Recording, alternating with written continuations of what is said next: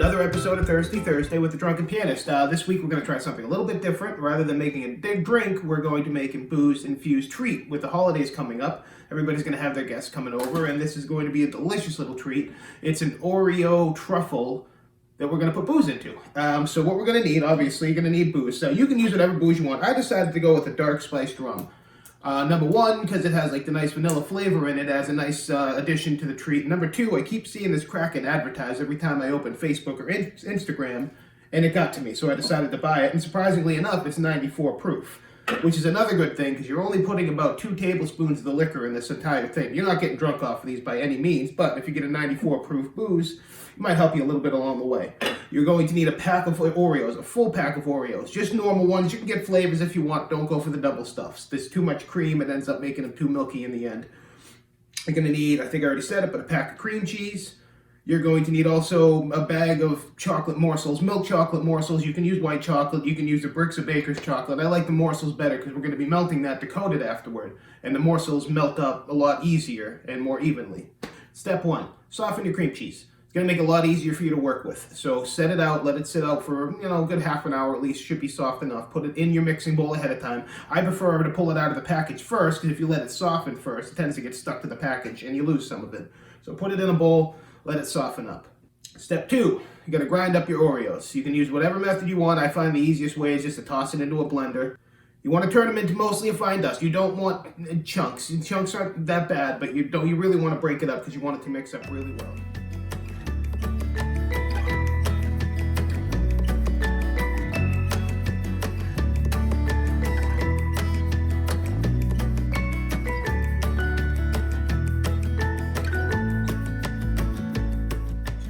Your cream cheese and your Oreos together, and you're also going to put in 2 tablespoons of whatever booze that you're using.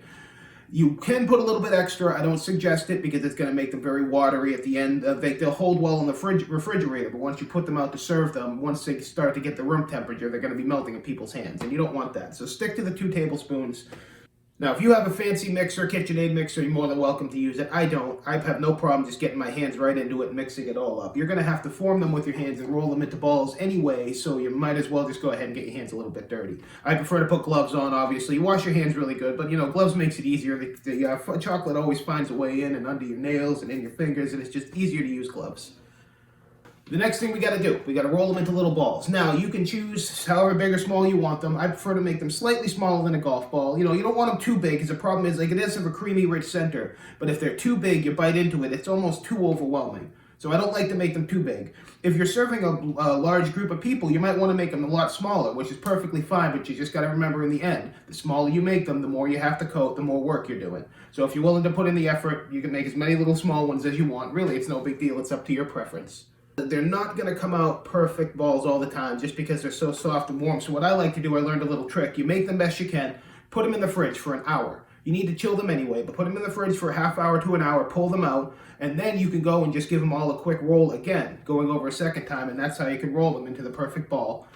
Then you're going to end up throwing them in the freezer. They're going to be in there for anywhere from 15 to 20 minutes. You don't want them to become rock hard. You just want them to be hard enough that we can coat them evenly with the chocolate and it won't melt or chunk apart or anything like that. Now, there's a lot of methods for melting chocolate. You can put it in a glass container and microwave it, which works fine. I find the best method is to put a pot of boiling water on the stove, get it up to boiling, turn it down to simmer, and then I put a larger pot inside the top of it, which is called a double boil. They have specific pans for it, but I just do it this way. It's easier and it's what I have access to. And you lower the temperature, you put all the chocolate in. Now, important things, you got to make sure you're constantly stirring the chocolate. You don't want it to burn to the outside, and you want to make sure it melts evenly.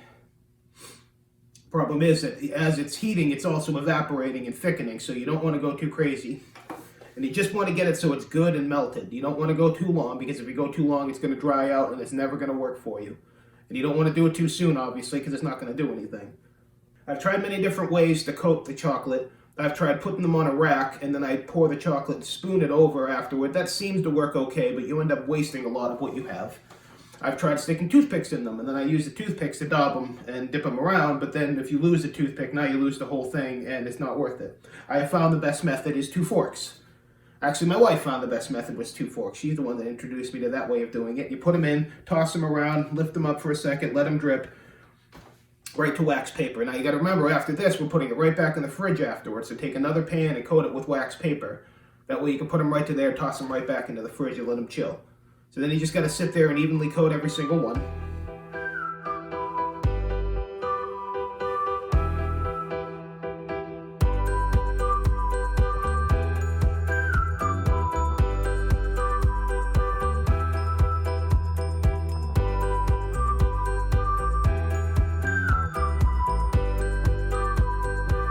If there's any chocolate left over, you can obviously scoop it out and eat it, but I like to do is put a little spoonful of it right on the wax paper too, so that way as soon as your treats are done, you get a nice little piece of candy to eat afterward. And like I said, once this whole process is done, you can put them in the fridge and chill them. I would chill them probably at least a good 15-20 minutes. You got to remember the center is already chilled where you want it to be. All you're really trying to do is harden up the outside chocolate. So at least give it another 15-20, or you can just store them in there until it's party time. That's about all there is to it. It's really not that hard to do. The chocolate is the worst part because the first few times I did it, I made a disastrous mess. So once you get the hang of it, it's not too bad, and they are delicious. All right, it is a good day, and we have our booze infused Oreo truffles, and they look amazing. That was a big bite. I just can't get over how good they are. Good afternoon. Have a great live video. I've got my tongue.